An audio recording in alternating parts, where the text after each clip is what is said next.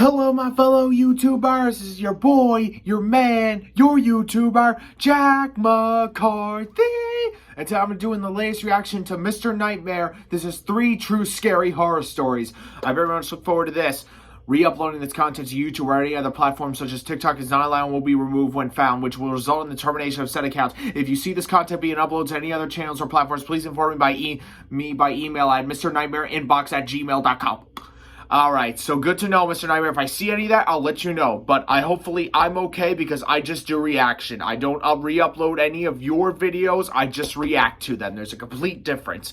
And also, before I get started, I just want to say dun dun dun dun dun dun dun dun dun dun dun dun.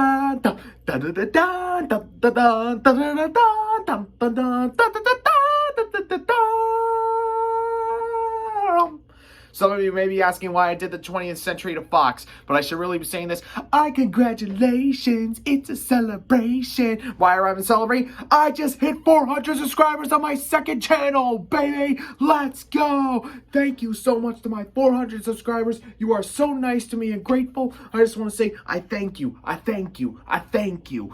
400 subscribers. We did it. Let's keep going. Let's go.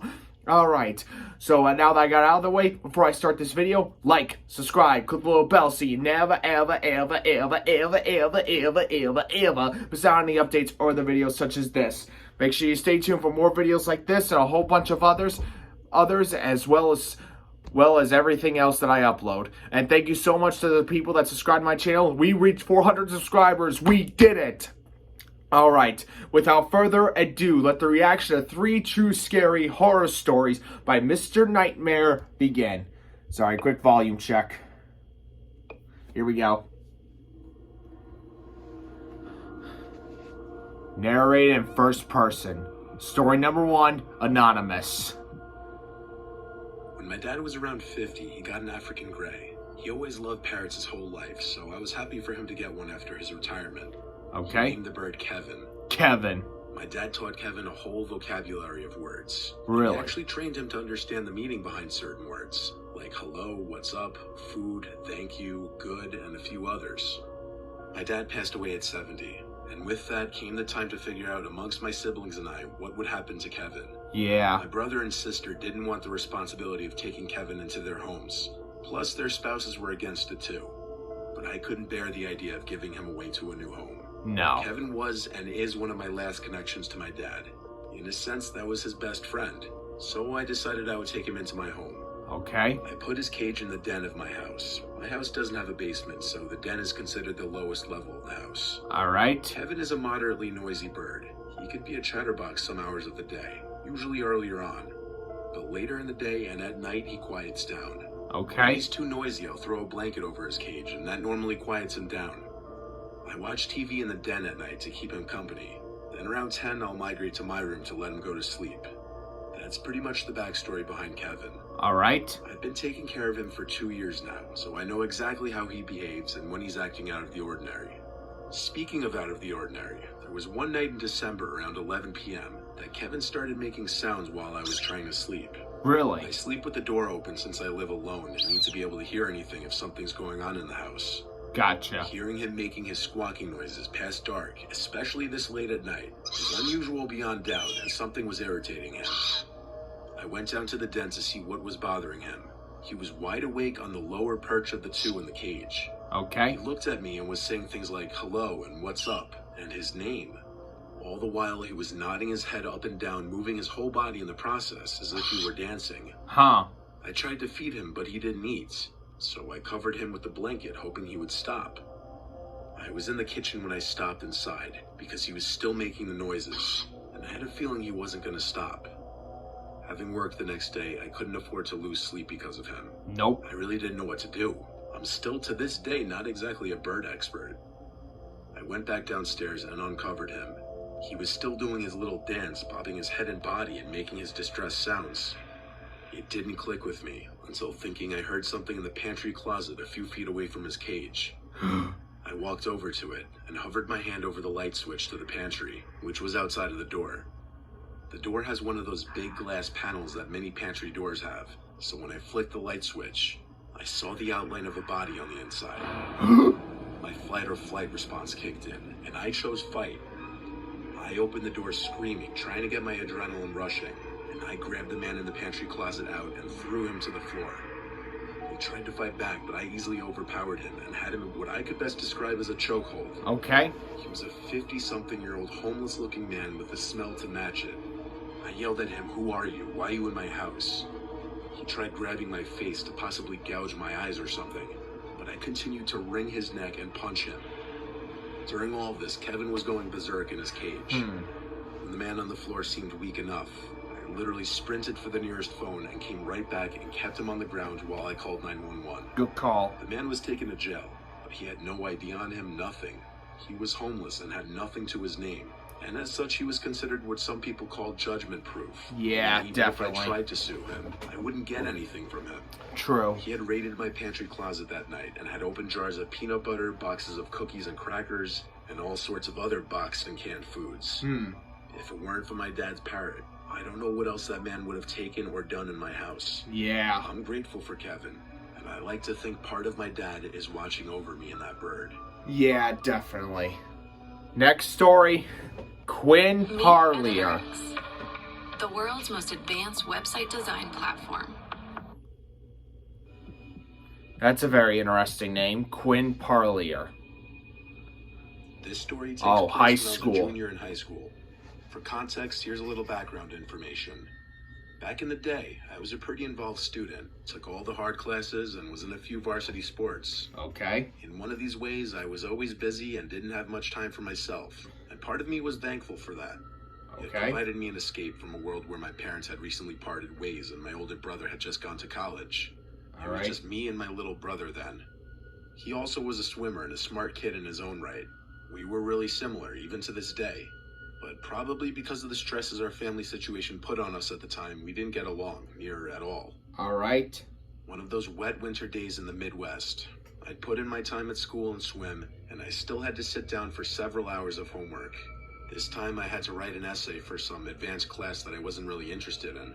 Alright. I dropped my swim bag at the door when I got home and looked around my house to see if anyone was home. Empty. Dad must be out with Reese at swim practice. His club team had the slot at the pool after the high school team was done. I popped in a mouthful of Cheez-Its and headed down to the basement to my office to get some schoolwork done. Good call. The house was a middle-class two-story with an unfinished basement, with the exception of what I referred to as my office. Alright. From a career past, my dad used to work from home, but no longer did. I was Alright. the only one who used this place, so my family, or what was left of it, just called it Quinn's office. So Alright. I made my way across the concrete floors and unattached carpet samples down there to the one finished-out room in the basement. I flicked on the CFL light. It was like any other night after practice. I still had hours of homework to do. So I turned on the computer and started typing away. I was typing for what seemed like an hour, trying to bring to words to what the concept of hedonism and the picture of Dorian Gray meant to me as best I could, or as convincingly as I could. Out of the dark, I heard my little brother call out to me, "Quinny, Quinny, come up." Almost reflexively, I called back to him, "Reese, I'm working, what do you need?" We would yell through the house like brothers do, but it took me a minute to realize I didn't hear him come home. I got no response, only for a couple minutes though. Again, I heard my little brother's voice sing out, "Quinny, Quinny, come up." It felt strange hearing those words carry across the dark, concrete floor. Yeah. He's supposed to be at swim practice. I called back out to him, asking if he needed anything, but again, I received no answer. I thought about just starting my essay again, but the family situation was delicate at best, and I didn't want to be in trouble if my little brother actually needed something. I made the decision to get up and go find out for myself. I bounded up the basement staircase, the only way a high schooler can, and I called out again for my brother. "Reese, what's up? I'm really busy." I checked all around the main floor looking for my little brother, or even signs he was home. No shoes, no backpack, so he wasn't home. There was no car in the driveway either. The only reason my dad would be gone right now would be to pick him up. Satisfied, I turned back for the stairs, when I heard my little brother's voice ring out, "Quinny, Quinny, come up." This time, every hair on my body stood on end. What's It just going didn't on? make sense. He had to be at practice. Yeah. If he really needed me, he would have come to me. I go to the base of the second floor stairs and called out to him one more time. "Reese, what's going on? Are you okay?" For a minute, no answer. Reese, I'm really busy. Can you tell me what's up? It's quiet for way too long as I stared up the dark staircase. Logically, I had no reason to believe anyone was up there, until I heard Reese's voice calmly speak this time and not call out in his sing-song way those same 4 words. Quinny, Quinny, come up. What? I asked under my breath. I couldn't comprehend the situation. I did quick inventory of any probable scenario. Break-in, wrong voice. A prank? I would have seen something at this point. Yeah. It had to be Reese, and maybe helping him would make me a good brother. So I began up the stairs. My heart pounded with each step, and I was about to make the landing to the dark 2nd floor. Then I heard the buzz of the garage door motor. I ran back down the stairs and looked out the window.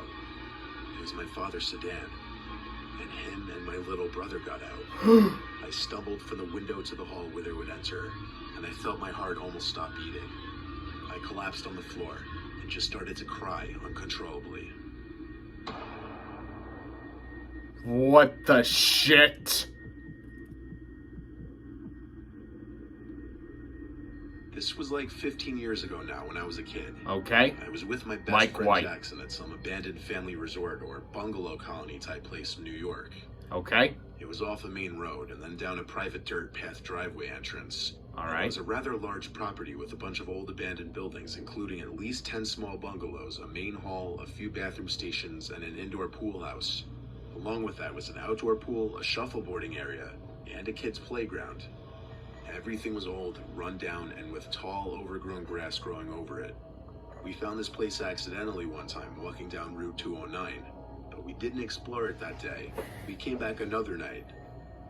By the time we went, it was past sunset. The sun was kissing the sky goodnight. It was getting very dark, but we didn't want to come during the day in fear of getting caught and getting charged with trespassing. Yeah, good We call. brought along walkie-talkies and flashlights with us to communicate to each other when we'd split up. We started looking around the bungalows together. Most of them looked the same and were relatively small. 1 or 2 beds each, a small kitchen, and 1 bathroom each. All right. Some of them had these little living room areas. Halfway looking through these bungalows, I split off from Jackson because he was moving kind of slow. I tried to enter the building that looked to be the main hall or office or something, but every entrance was locked. I walkie-talkied Jackson to tell him that the big building was locked. He didn't walkie-talkie back. Huh. I wondered if I was out of range from where he was. Or 2 dead minutes batteries. later, I found myself at one of the 2 bathroom buildings. It was probably a 400 square foot building. There were no doors to the building though. It was unusual. It just had 2 big openings, one for the men's room, one for the women's room. I remember the signs being faded and worn out looking. Then I saw these red tracks on the dirty old concrete bathroom floor. Huh. Now I'm not going to sit here and say they looked like bloody footprints, but I couldn't explain what these red marks could be then, and I still can't say for certain now.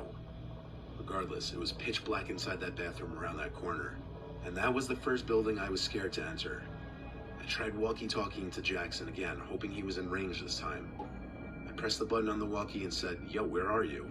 When I let go, I heard the beep sound that the receiving walkie makes after getting a message from inside the bathroom.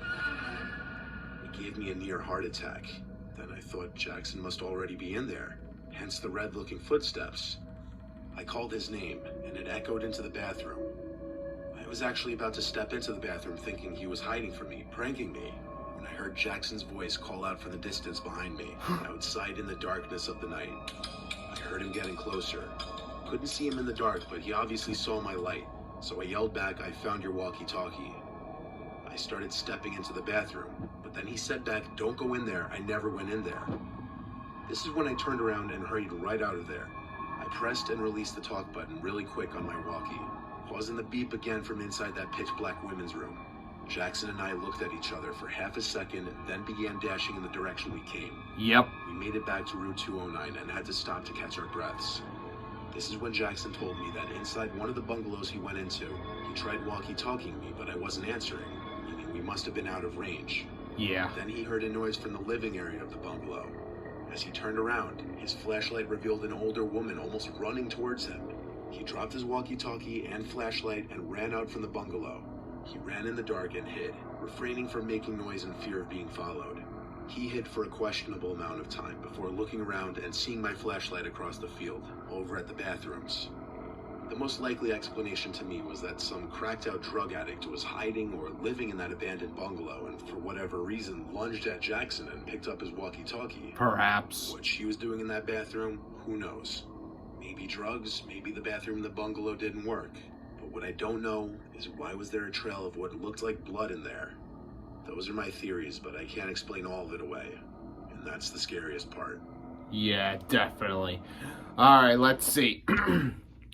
The first story was about an intruder that was seen by the parrot, because the parrot went crazy. The second story was about an older brother hearing the voice of what sounded like his younger brother, but he wasn't in the house. And the third story, two guys that went to an old abandoned bungalow, but then that one of them had a scary encounter with some old woman. So you had the break-in, you had the voice, and you had the crazy lady. Second story was kind of the scariest because of the voice. The third story was the second scariest because of the lady. And the first scary story was the home intruder thing. That's my order. Second story scariest. Third story not so scary but still scary. And the first a little not close enough to being scary. Alright. Hope you all enjoyed this video. Like, subscribe, click the little bell so you never ever miss out on any updates or other videos such as this. Stay tuned for more videos. Check out Mr. Nightmare. And congratulations, we just hit 400 subscribers. Can I get a what? One more time. Can I get a what? Yeah, we did, boy. Alright, hope you all enjoyed this video. Stay tuned for more and a whole bunch of others. Jack McCarthy, now Mr. 400, signing off. El Bio-wee.